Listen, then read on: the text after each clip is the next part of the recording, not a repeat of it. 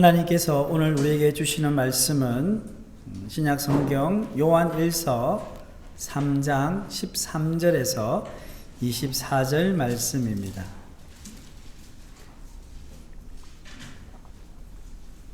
요한일서 3장 13절에서 24절 말씀 교독하도록 하겠습니다.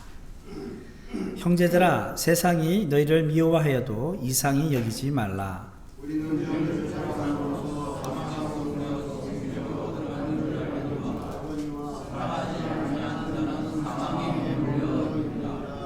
그 형제를 미워하는 자마다 살인하는 자니 살인하는 자마다 영생이 그 속에 거하지 아니하는 것을 너희가 아는 바라.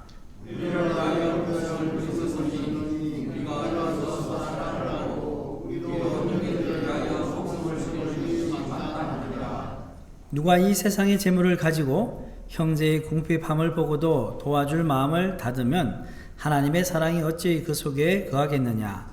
자녀들아, 우리가 말과 혀로만 사랑하지 말고 행함과 진실함으로 하자. 이로써 우리가 진리에 속한 줄을 알고 또 우리 마음을 주 앞에 굳세게 하리니, 이는 우리 마음이 우리를 실망할 일이 있어도 하나님은 우리 마음과 같으시고 모든 것을 아시기 때문이라. 사랑하는 자들아, 만일 우리 마음이 우리를 책망할 것이 없으면 하나님 앞에서 담대함을 얻고 무엇이든지 구하는 바를 그에게서 받나니 이는 우리가 그의 계명을 지키고 그 앞에서 기뻐하시는 것을 행하노라. 그의 계명은 이것이니 곧 그 아들 예수 그리스도의 이름을 믿고 그가 우리에게 주신 계명대로 서로 사랑할 것이니라. 그의 계명을 지키는 자는 주 안에서 거하고 주의 보혜 아래 거하시니 우리에게 계신 성령으로 말미암아 그가 우리 안에 거하신 줄을 아멘.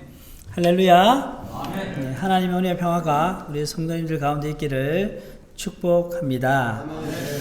성도 여러분들, 자녀를 다 키운 평범한 부모에게 그동안 아이를 키우면서 가장 힘들었던 시기가 언제입니까? 이렇게 물으면 뭐라고 대답할 것 같습니까? 여러 가지 대답이 있겠지만 아마도 아이들이 사춘기를 보낼 때라고 말씀하시는 분들이 많을 것입니다. 왜냐하면 이 시기에 아이들이 급격한 변화를 가져오기 때문입니다. 사춘기가 되면 대체로 부모와의 관계는 멀어지고 친구와의 관계는 가까워집니다. 이와 같은 사춘기의 관계적 변화를 잘 보여주는 시가 있어 소개합니다. 사춘기 증상인데요. 뛰면 3분, 걸어도 5분이면 갈 등굣길을 10분 동안이나 친구를 기다립니다. 함께 걸어갈 5분을 위해.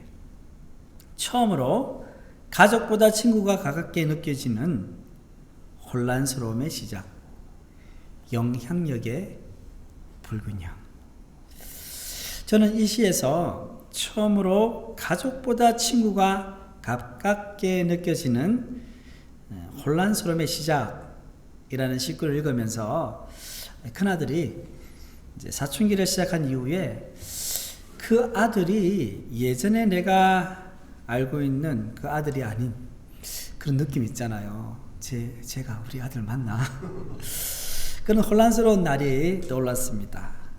이처럼 아이들은요, 사춘기를 지나면서 급격한 변화를 경험합니다. 마찬가지로 예수님을 믿고 구원받은 우리도 큰 변화를 경험합니다. 왜냐하면 내 인생의 주인이 나에서 예수님으로 바뀌었기 때문입니다. 그래서 구원받으면 믿기 전의 삶과 믿고 난 이후의 삶이 변할 수밖에 없습니다. 여러분은 예수님을 믿고 나서 무엇이 가장 많이 변했습니까? 아니면 구원을 받은 것 같기는 한데 때때로 정말 구원 받았는지 의구심이 생길 때도 있습니까? 그렇다면 우리는 구원 받았다는 것을 어떻게 알 수 있습니까? 오늘 본문 말씀을 보면 구원받은 증거가 확실히 있다고 말씀하고 있습니다. 우리 본문 14절 말씀을 우리 함께 읽어보겠습니다. 우리는 형제를 사랑함으로 사망에서 옮겨 생명으로 들어갈 줄을 알거니와 사랑하는 자 아니하는 자는 사망에 머물러 있느니라. 아멘. 언뜻 이 말씀을 보면 형제를 사랑하는 행위가 구원의 조건인 것처럼 이해될 수 있습니다. 그런데 사실은 그렇지 않습니다. 이 본문 14절을 이 세번역 성경을 읽어보면요, 본문의 의미가 명확해지는데요. 본문 14절 말씀 세번역으로 한번 천천히 읽어보겠습니다. 우리가 이미 죽음에서 생명으로 옮겨갔다는 것을 우리는 압니다. 이것을 아는 것은 우리가 형제 자매를 사랑하기 때문입니다. 사랑하지 않는 사람은 죽음에 머물러 있습니다. 사망에서 생명으로 들어갔다는 말씀은 신약 성경에서 성도의 구원에 대한 전형적인 표현입니다. 구원받은 것을 어떻게 알 수 있다는 것입니까? 우리가 형제 자매를 사랑하고 있는 여부를 보면 알 수 있다는 말씀입니다. 그러므로 우리가 형제 자매로서 서로 사랑한다는 것은 구원받았다는 확실한 증거입니다. 그러면 본문 14절 하반절을 보시면 사랑하지 아니하는 자는 어디에 머물렀다고요? 사망에 머물러 있다고 말씀합니다. 이것은 서로 사랑하지 아니하면 구원받지 못했다는 의미입니다. 즉 서로 사랑하지 않는 것은 다른 말로 하면 구원받지 않았다는 확실한 증거가 된다고 할 수 있습니다. 오늘 말씀은 우리가 받은 구원에 대해서 되돌아보게 합니다. 성도님들 중에서는 속으로 이렇게 말씀하실 것입니다. 서로 사랑하기도 했지만 서로 미워한 적도 많은데 어떡하죠? 그렇잖아요, 그죠? 사랑도 하지만 또 얼마나 많이 미우고 싸웠습니까? 성도님 요즘 유독히 미운 사람이 있습니까? 정말 죽이고 싶을 정도로 미운 사람이 있습니까? 정말 그 사람 얼굴 보기도 싫고요. 그 사람이 사는 동네에도 가기 싫어요. 대단히 미운 거죠. 살다 보면 자신을 힘들게 하는 사람들 만나게 됩니다. 그런데 문제는 우리가 그런 사람들을 항상 용서하고 너그럽게 받아들이지 못하는 데 있습니다. 자신이 다른 사람을 사랑하지 못하고 미워하고 있는 모습을 보면 오늘 말씀을 건강 어떻습니까? 내가 과연 구원받았는가? 구원받았다는 사람이 이런가? 생각하게 됩니다. 이런 생각에 이르게 되면요, 그러면 구원이 뭐지? 라는 또 질문이 생깁니다. 구원을 다음 세 가지 요소로 설명할 수 있습니다. 구원의 3요소인데요. 구원의 첫 번째 요소는요, 믿음입니다. believing. 믿는 것이죠. 믿는 것은 다른 말로 뭡니까? 영접하는 거예요. 예수님을 영접하는 거예요. 자신의 죄를 회개하고 예수님을 구주로 영접했습니까? 믿었습니까? 그러면 구원 받았습니다. 왜냐하면 죄의 문제가 해결되어서 하나님과의 관계가 회복되었기 때문에 구원받은 겁니다. 두 번째 요소는 뭡니까? 소속이에요. belonging. 어디에 소속되는 거예요. 하나님과의 관계가 회복되는 거 자연스럽게 하나님의 자녀가 되는 거예요. 신분의 변화가 돼요. 과거에는 마귀 아래에서 마귀의 자녀로서 있다가 이제는 하나님의 자녀로서 신분의 변화가 일어나게 된 것입니다. 사망에서 생명으로 옮겨진 것입니다. 마지막 구원의 요소가 뭡니까? 변화입니다. becoming. 하나님의 관계가 회복되어서 하나님의 자녀가 되면 하나님의 자녀로서의 삶을 살게 되는 것입니다. 존재가 변화된 것이죠. 그러므로 구원의 시작은요, 하나님과의 관계가 회복이고, 구원의 완성은 뭡니까? 존재의 변화. 다른 말로 하면 하나님의 성품을 닮아가는 거예요. 오늘 본문 말씀에서 서로 사랑한다는 것은 뭘 이야기할까요? 하나님의 자녀로서 존재의 변화를 말하는 거예요. 다시 말하면 하나님의 성품을 닮아가는 것을 말합니다. 그렇기 때문에 구원받은 자는 서로 사랑하며 살게 되어 있는 거예요. 그러니까 자연스러운 거예요. 그런데 우리의 현실은 어떻습니까? 완전하지 못합니다. 서로 사랑할 때도 있지만 그렇게 하지 못할 때도 있습니다.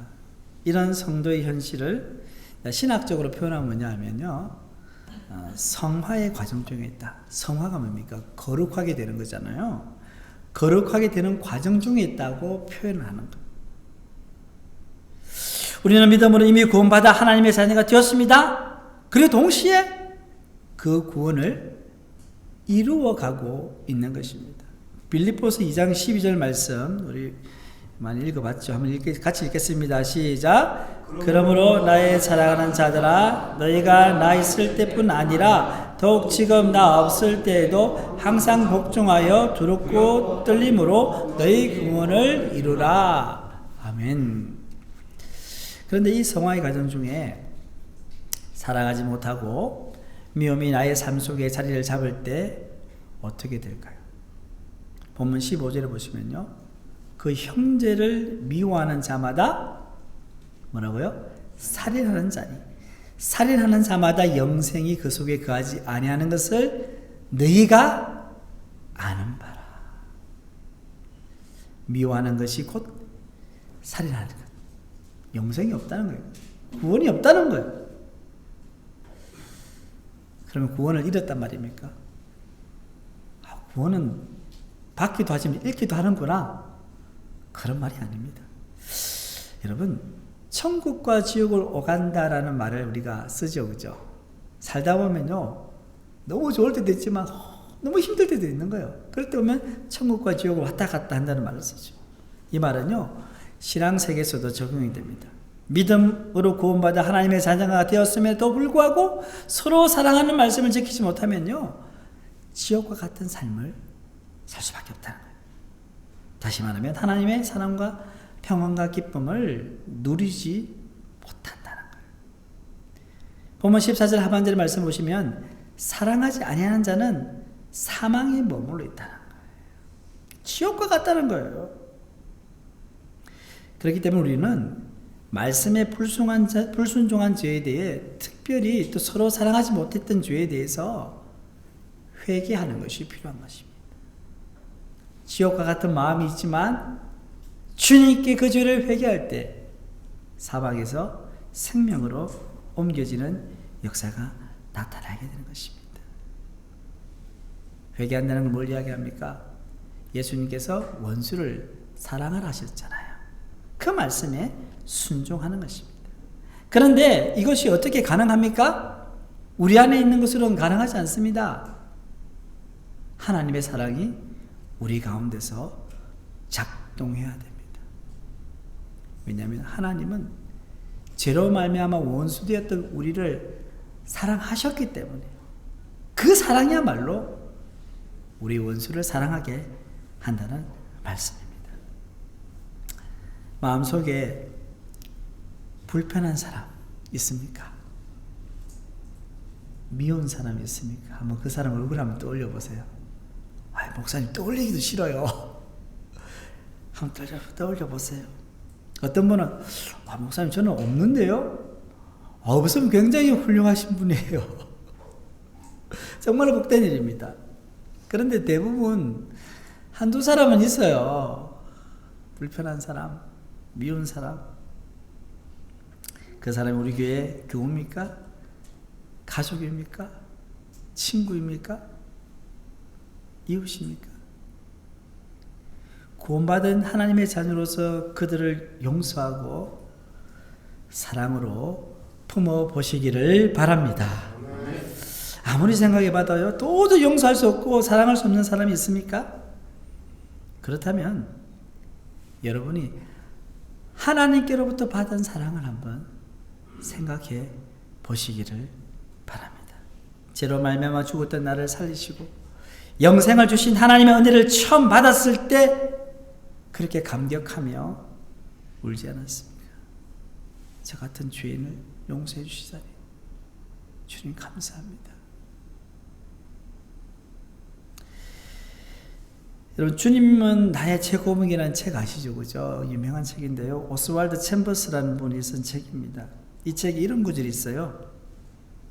예수님을 나의 구주로 영접한 이후 나는 어느 누구에도 실망한 적이 없습니다. 오스왈드 챔버스의 고백이에요. 신앙 고백이에요. 우리는 살아가면서요, 실망한 일들이 얼마나 많이 겪습니까? 가정에서 배우자에게, 자녀 때문에, 부모 때문에 실망합니다. 교회에서 주의 일을 하다가 교우 때문에 실망합니다. 일터에서, 그리고 사회에서 믿었던 사람들 때문에 실망합니다. 근데 도대체 이 오스왈드 챔버스의 믿음 얼마나 훌륭했기에 실망한 적이 없다고 말할까요? 그런데 이 구절 바로 뒤에 이런 놀라운 고백이 이어집니다. 십자가에서 내가 얼마나 큰 죄인인지 알았습니다.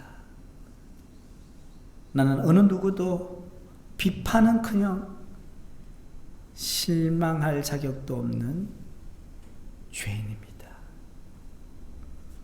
자신이 얼마나 큰 죄인인지를 알면 알수록 하나님의 은혜가 크게 느껴지는 거예요. 사도 바울도 뭐라고 고백했습니까? 나는 죄인 중에 괴수로다 고백했습니다. 성도 여러분, 우리는 하나님께 도저히 갚을 수 없는 사랑의 빚을 지고 살아가고 있습니다. 그런데 우리는 다른 사람의 잘못을 용서하지 못하고 있습니다. 편견을 가지고 다른 사람을 판단하며 차별하고 무시합니다. 미움과 차별과 무시가 있는 곳에 구원의 감격은 물거푸처럼 사라져버립니다. 왜 서로 사랑하는 것이 구원받았다는 증거가 됩니까? 서로 사랑하는 삶으로 우리는 구원을 이루어가기 때문에 그렇습니다. 과거에 구원받았고요. 구원을 이루어가고요. 구원을 완성해야 되잖아요. 우리는 그 구원을 이루어가야 되는데 방법이 뭐라고요? 서로 사랑하는 것입니다.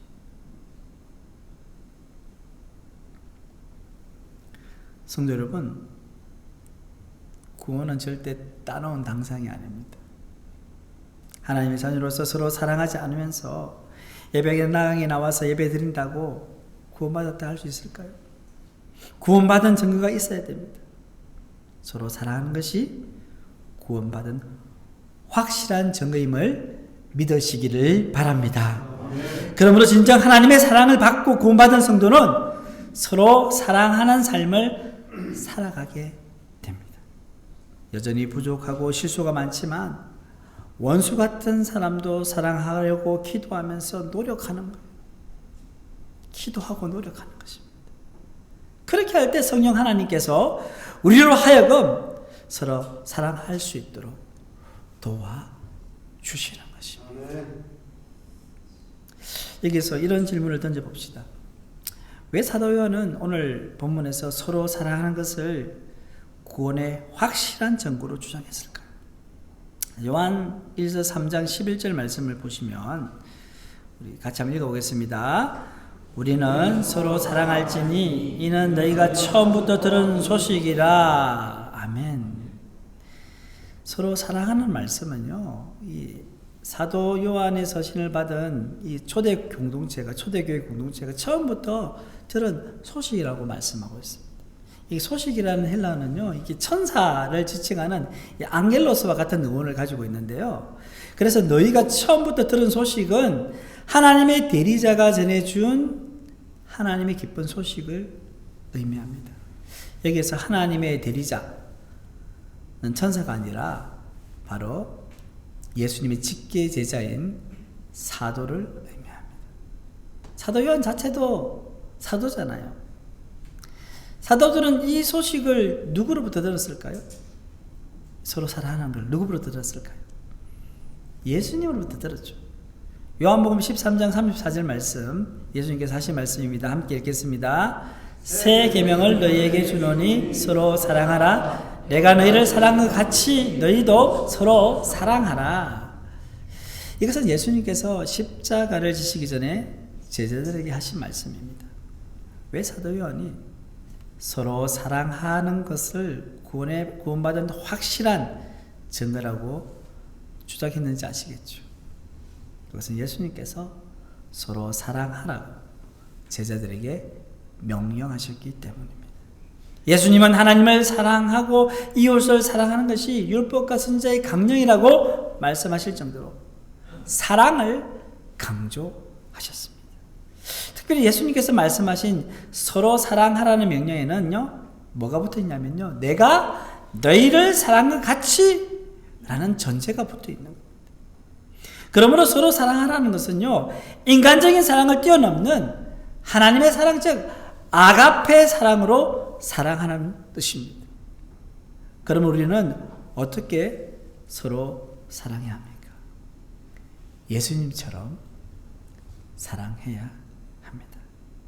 본문 16절 말씀입니다. 함께 읽겠습니다. 그가 우리를 위하여 목숨을 버리셨으니 우리가 이로써 사랑을 알고 우리도 형제를 위하여 목숨을 버리는 것이 마땅하니라. 아멘. 그가 누굽니까? 예수님이죠. 예수님이 우리를 위해 목숨을 버리셨으니 이로써 우리가 그 사랑을 알고 우리도 형제를 위하여 목숨을 버리는 것이 마땅하다. 여러분, 우리의 신앙의 목표는 예수님이십니다. 구원받은 성도는요, 예수님을 닮고자 하는 열망이 있어야 합니다. 예수님 우리를 사랑하시되 목숨까지 버리시며 사랑하셨습니다. 그렇기 때문에 우리도 예수님처럼 형제를 위해 목숨까지 버리기까지 사랑해야 합니다. 가장 숭고한 사랑은요, 타인을 위해 자신의 목숨을 버리는 것입니다. 그래서 우리가 사회에서도요, 다른 사람을 구하다가 목숨 잃은 분들 되게 귀하게 여기잖아요. 이 성경의 정신과 일치되는 것이죠. 그런데 성도 여러분, 과연 여러분은 옆에 있는 형제 자매를 위해서 목숨 버릴 수 있겠습니까? 한번 좌우에 있는 분 얼굴을 한번 바라보십시오. 내가 이분을 위해서 내 목숨을 버릴 수 있을까?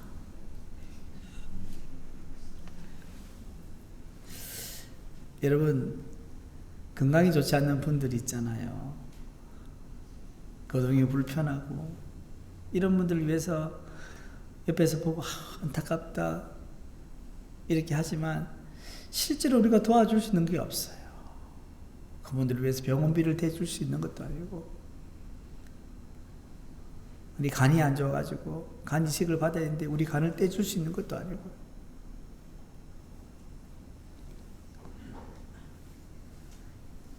그런데 우리가 어떻게 예수님처럼 목숨까지 버리면서 서로 사랑할 수 있겠습니까?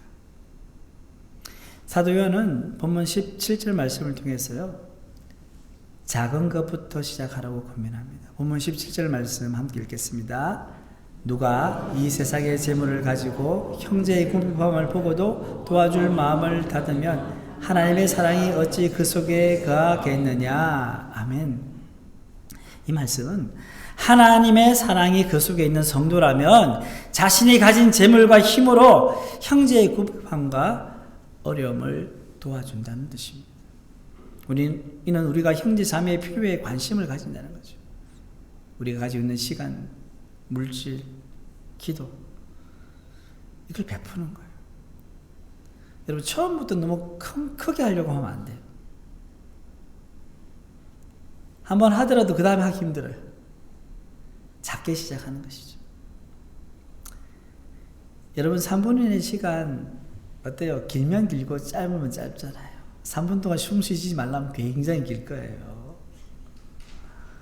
근데 3분은 굉장히 짧은 시간이죠. 근데 여러분, 나의 관심과 사랑이 필요한 사람이 있다면요, 전화 한 통화 3분 긴 이야기 할 수 있습니다. 3분의 시간 내 전화 한 통화를 통해서 격려받고 위로받을 수 있다면 얼마나 좋을까요? 여러분, 요즘은 뭐 카드를 많이 사용하셔서 현금을 별로 안 들고 다니시는데, 어쨌든 여러분, 짜장면 한 그릇 사 먹는 돈은 보통 들고 다니잖아요, 그죠? 그 돈이 있다면 정말로 도움이 필요한 사람에게 작은 돈이라도 베풀어 주는 거예요. 또 시간 이야기 나오네. 단 1분. 1분의 시간 동안 누군가를 위해서 기도해 보신 적 있으세요? 기도 1분 하라면 또 굉장히 깁니다. 여러분, 우리 교우들 중이나 우리들 중에서 정말로 도움이 필요하고 어려운 사람들 있잖아요. 그분들을 위해서 1분을 기도해 주는 거예요. 그게 사랑의 표현이라는 거예요. 여러분, 누군가를 내 기도 안에 넣는다는 것은 굉장히 어려운 일입니다. 안 그렇습니까? 여러분들 기도 제목을 한번 보세요. 뭐가 들어있는지. 1분의 그 기도가 굉장히 큰 사랑이 될 수도 있는 것입니다. 예수님께서 십자가를 지시기까지 우리를 사랑할 수 있었던 것은요, 자신의 권리를 포기했기 때문입니다. 빌립보서 2장 6절에 7절 말씀입니다. 함께 읽겠습니다. 그는 그분 하나님의 본체이시나 하나님과 동등됨을 취할 것으로 여기지 아니하시고 오히려 자기를 비워 종의 형체를 가지사 사람과 같이 되셨고, 예수님은 하나님이셨지만 하나님의 권리를 포기하시고 인간이 되셨습니다. 그렇기 때문에 우리를 위해 목숨을 버릴 수 있었습니다. 우리도 마찬가지입니다. 다른 사람을 사랑하기 위해서는요, 내 권리를 포기할 수 있어야 합니다. 하나님께서 우리에게 몸과 시간과 물질을 주셨습니다. 우리는 자기 몸을 주관하고 자기에게 맡겨진 시간과 물질을 사용할 권리가 있습니다. 권한이 있는 거예요. 그런데 때때로 하나님을 위해서, 이웃을 위해서 포기할 수도 있어야 된다. 이웃을 위해 내 시간과 내 몸과 물질을 조금도 희생하지 못하는 사람이 어떻게 예수님처럼 사랑할 수 있겠습니까? 본문 18절 말씀을 읽겠습니다. 자녀들아, 우리가 말과 혀로만 사랑하지 말고 행함과 진실함으로 하자. 아멘. 사랑한다는 100마디 말보다 뭐가 좋다고요? 중요하다고요? 예. 한번 사랑의 실천. 이게 또 가치 있는 겁니다. 진실된 사랑에는 늘 수고와 희생이 따릅니다. 바로 이런 태도로 우리가 서로 사랑하다 보면요, 우리 안에 하나님의 사랑이 점점 더 커져 나가는 것입니다. 그리고 나중에 정말 형제 자매를 위해서 나의 목숨까지 버릴 수 있는 경지에 이르게 될 줄 믿습니다.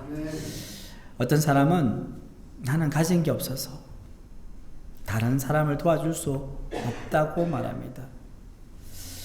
그런데 사실 그 말은 틀린 말입니다. 왜냐하면 하나님을 믿는 사람의 마음속에는 이미 하나님의 사랑이 성령으로 부음받아 있기 때문에 가진 게 없는 게 아니에요. 사실은 모든 걸 가진 거잖아요. 로마서 5장 5절 말씀입니다. 소망이 우리를 부끄럽게 하지 아니하면 우리에게 주신 성령으로 말미암아 하나님의 사랑이 우리 마음에 부음바 됨이라 말씀합니다. 없는 것 같지만요, 예수님 믿는 사람은요, 모든 것을 다 가진 사람들이에요. 사랑을 줄 수 없을 만큼이라는 작사 작곡 미상의 복음송이 있는데요, 이런 가사가 있어요. 사랑을 줄 수 없을 만큼 가난한 자도 없고요, 사랑을 받지 않아도 될 만큼 부유한 자도 없어요. 그렇지 않습니까? 아무리 부자도요, 여러분, 사랑이 다 필요합니다. 그렇기 때문에 우리는 서로 사랑하고 서로 사랑이 필요한 것입니다. 하나님의 사랑을 어떻게 경험할 수 있습니까? 어떻게 경험할 수 있습니까? 이웃을 통해서, 서로를 통해서 하나님의 사랑을 경험할 수 있습니다. 이야기 하나 하고 말씀을 마무리하겠습니다. 영국의 런던 템플 교회의 교인 중에 큰 식당을 경영하는 에밀 매틀러라는 분이 있었습니다. 그는 돈이 없는 사람들에게 공짜 밥을 먹이고요, 기독교 단체나 구제 단체에 와서 도와달라고 하면요, 큰 액수를 이렇게 기부하시는 그런 분으로 유명했습니다. 어느 날 또 어느 선교 단체가 와서요, 이제 기부를 부탁하는 거예요. 그러니까 이 에밀 매틀러가요, 탁 선뜻 금고문을 확 여는 거예요. 딱 열고는 딱 열어보니까는 그 안에 이 돈이 들은 상자가 딱 있는 거예요. 그래서 이제 그걸 다 보여주면서 열고는 돈을 꺼내는데 그 안에 뭐가 있냐면요, 대못이 하나 있는 거예요. 대못. 그래서 이제 그 선교단체 그분이 물었죠. 이게 무슨 못입니까? 하니까요, 그러니까 이 15cm 정도 되는 이 긴 못을 다 꺼내서 이렇게 말을 하는 거예요. 예수 그리스도께서 십자가에서 이런 못으로 손과 발에 박히고 나의 죄를 위해 당신의 생명을 바치시다는 것을 잊지 않고 살려고 이 못을 늘 돈 상자에 넣어두고 지냅니다. 이 못을 보면 내가 누군가를 도와야 할 때 인색한 마음이 들지 않습니다. 예수님은 나를 위해 생명도 주셨으니까요. 사람이 참 돈을 보면 아까운 마음 들잖아요. 근데 그 마음 들다가도 이 대못을 보니까는 그렇지, 주님의 사랑은 이보다 더 놀라우시지.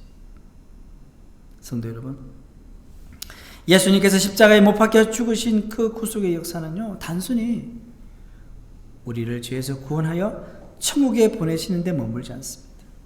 예수님께서는 구원받은 우리가요, 이 세상 살아가면서 십자가의 그 사랑을 늘 기억하고 당신처럼 서로 사랑하며 살기를 원하십니다. 예수님의 이러한 뜻을 마음 깊이 새기셨어요. 서로 사랑하는 삶을 살아감으로써 하나님의 사랑을 세상 속에 전가하시는 우리 모두가 되시길 주님의 이름으로 축원합니다. 하나님 아버지 감사합니다. 주님의 그 놀라운 사랑이 우리 가운데 임하였습니다. 우리는 하나님의 자녀가 되어서 사랑할 수밖에 없는 존재입니다. 그러나 여전히 우리 가운데에는 미움이 있고 다툼이 있고 욕심이 있습니다. 주 저희들을 불쌍히 여겨주시고 그 십자가의 그 상을 본받아서 내 가족을 사랑하고 내 이웃을 사랑하고 우리 교우들을 사랑하면서 그 주님의 사랑을 실천하며 구원을 이루어갈 수 있도록 은혜 베풀어 주시옵소서. 이 모든 말씀 우리 주 예수님의 이름으로 기도드립니다. 아멘. 다 같이 봉헌하시겠습니다.